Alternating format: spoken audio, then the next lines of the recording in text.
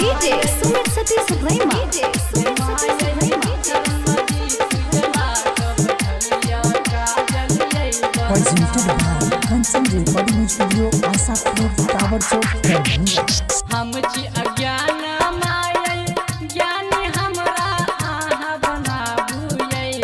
माँ ज्ञान हमरा आहा बनाबुयै माँ हम छी अज्ञान मायै ज्ञान हमरा आहा बनाबुयै माँ जय मायै ज्ञान हमरा बनाबुयै माँ जय मायै शरण में आसी लगा के बैठलिया दीन सियै भैया जय मायै शरण में दीप जला के बैठलिया रानी यै बहना हम छी अज्ञान मायै ज्ञान हमरा आहा बनाबुयै माँ जय मायै ज्ञान हमरा बनाबुयै माँ जय मायै शरण में आसी लगा के बैठलिया अनमोल यै भैया जय मायै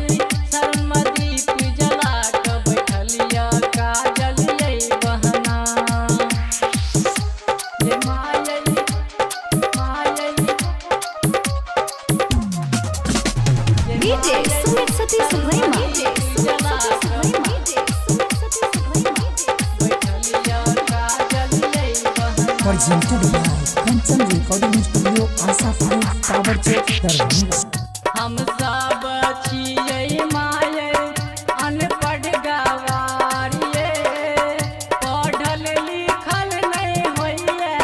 कोनो किताब हम सब छियै मायै